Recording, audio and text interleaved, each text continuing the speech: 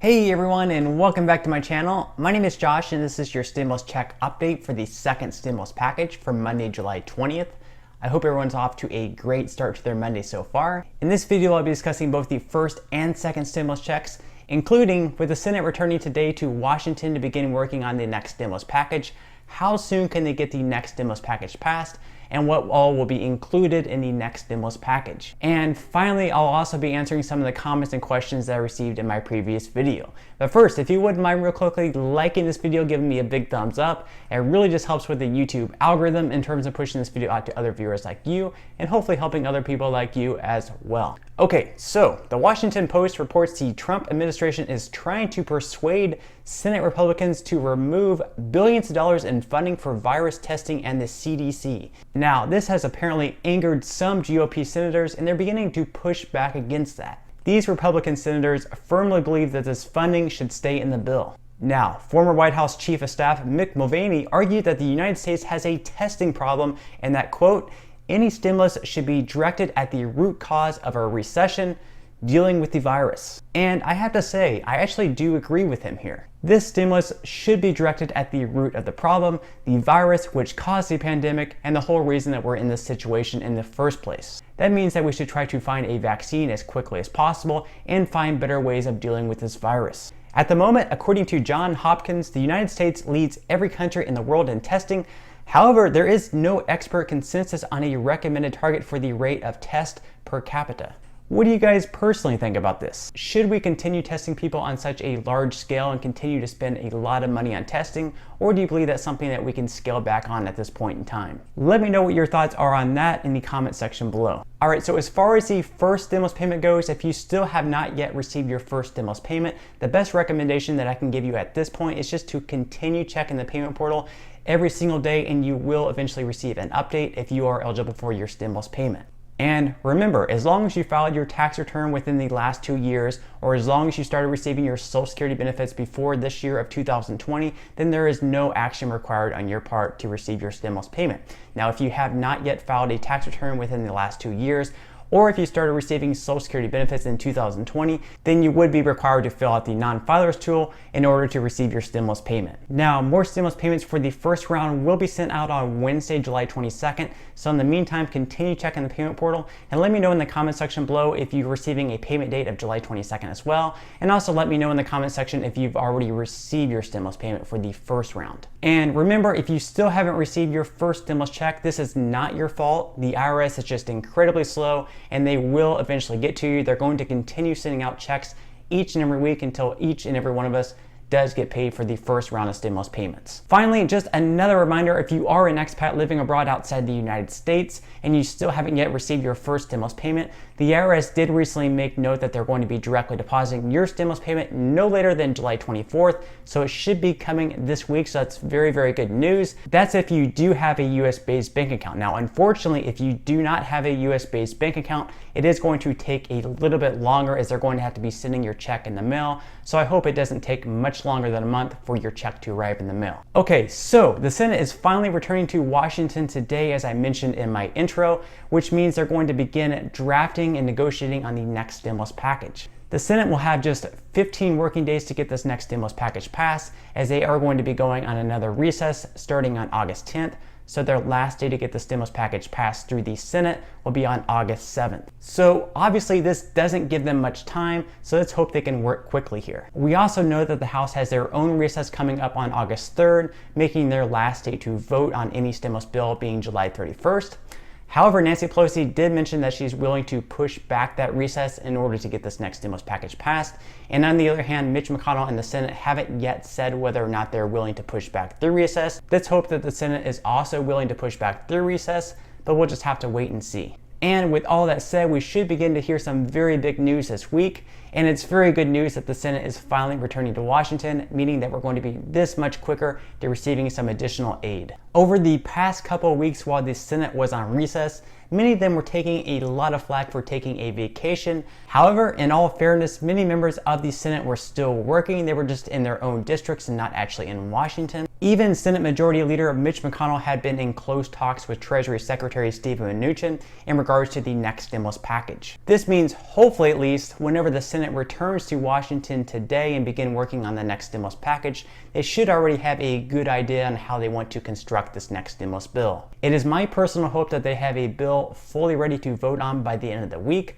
However, that may be a little bit unrealistic. Even though the Senate has all the way through August 7th to get the next stimulus package passed before they go on their vacation, you could make a case that the real deadline to get this next stimulus package passed is actually July 31st, being that the federal unemployment benefits from the CARES Act will be expiring on July 31st. If we sit around and we don't do anything to extend the federal unemployment benefits, then we're going to have millions of Americans in danger of losing their livelihoods, and that's also going to have a huge impact on the economy as well. According to the Bureau of Labor Statistics, the June jobs report showed that there are currently 17.8 million Americans unemployed. However, according to Fox Business, another 1.3 million Americans recently filed for unemployment aid last week. So with all that said, we're probably looking at this point closer to 20 million Americans unemployed. And it's really difficult at this point in time to say whether or not the July jobs report will look any better than the June jobs report did. Now, Treasury Secretary Steven Mnuchin has been pushing for the extension of the unemployment benefits. However, he does not want people to receive more on unemployment than they were at their prior jobs. Mnuchin does not want employees to have any type of disincentive to work, because if they're making more sitting at home on unemployment, then there's not going to be much motivation to return to a job where you're going to be making less at. With that said, it's likely that in the next stimulus package, we're going to see those federal unemployment benefits reduced from $600 on a weekly basis, probably down to around the $400 on a weekly basis mark. Okay, so I actually have a question for you guys now. Do you believe that people are simply not returning to work because there's no incentive to, that they're actually earning more on unemployment? Or you believe people aren't returning to work because there are no jobs open at the moment and there's no job to go back to? Or do you believe that it may be for an entirely different reason, like for health reasons because we're going through this pandemic and they may not want to risk getting sick or possibly even dying? Let me know what your personal thoughts are in the comment section below. Treasury Secretary Steven Mnuchin has also been pushing for an additional round of stimulus payments, and he wants to keep them exactly the same as they were in the CARES Act. This means that if you were eligible and received the first stimulus payment, then you should also be receiving the second stimulus payment as well. So for everyone who is on Social Security benefits, then you should also be receiving the second stimulus payment as well, unless of course you were claimed as a dependent on someone else's tax return, and then it would be up in the air because we're not sure whether or not those dependents over the age of 17 will be eligible for a stimulus payment this time around. However, I would expect that families who have children dependents under the age of 17, that they will receive an additional amount like they did in the CARES Act, and I expect that it may be around $500 again. One thing that I will say though is that the likelihood of us receiving a second stimulus check is very high at this point in time. It is a bipartisan issue, meaning that both the Democrats and the Republicans are on board with sending out a second round of stimulus checks.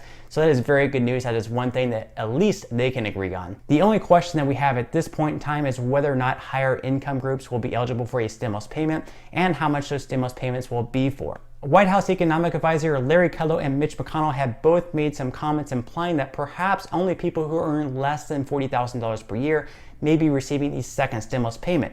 Now, I hope that's not the case because that would be leaving out millions of Americans, but we'll just have to wait and see. With that said, would you guys think that it's fair if only people earning less than $40,000 per year receive the second stimulus check? Or do you think that's completely unfair? Let me know in the comment section below on your thoughts. Hazard pay and a return to work bonus will also be something that will be discussed as well. Either of these proposals would go right along with what GOP senators are saying and wanting employees motivated to return to work.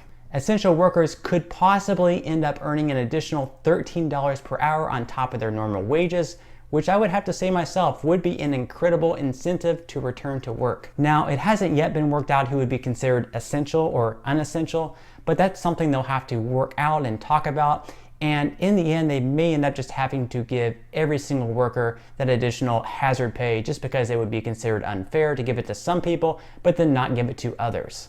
What do you guys personally think about this? Do you believe that all workers should be given some type of bonus for working during this pandemic?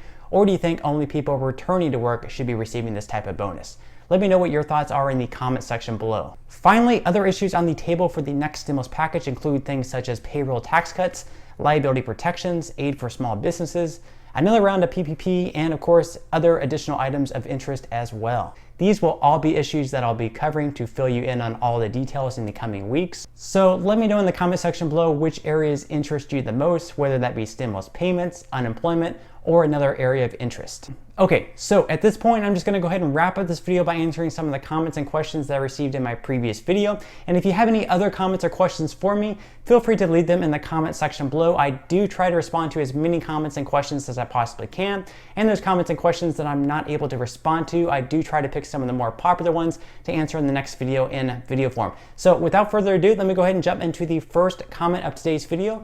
That comment comes from Colleen. Colleen says, when are people on Social Security with Direct Express cards going to receive their stimulus check? All right, thank you so much for that question, Colleen. And as far as receiving your next stimulus check goes, I would expect those to go out in either late August or early September if this next stimulus bill passes sometime in late July or early August, which we're not sure whether or not it's going to pass or not. I would expect and hope that it does, but we'll just have to wait and see. All right, so the next question of today's video comes from Antoinette. She says, good morning, Josh. Do you think the people who got claimed on someone's taxes will get their stimulus this time? All right, thank you so much for that question. And unfortunately, since the next stimulus package has not yet passed, it's really hard for me to say with certainty. However, if I were to guess, I would say that probably those dependents over the age of 17 will not receive anything just because the Senate is trying to reduce spending in the next stimulus package. And if we include stimulus payments to those dependents over the age of 17, all it's going to do is increase spending. So if I were to take a hunch and guess, I would say the dependents over the age of 17 will most likely also be left out in this stimulus check as well. All right, so on that note, I'm gonna go ahead and wrap up this video. If you did enjoy the content in this video and you would like to see more videos like it, please consider subscribing to my YouTube channel. It is completely free to do so, and it's a great support to me. Also, if you would like to receive 2 free stocks from Webull, the second stock valued up to $1,400, feel free to claim those 2 free stocks by clicking the link in the description box below. And until next time, I'll see you guys, and I hope you have a great day today.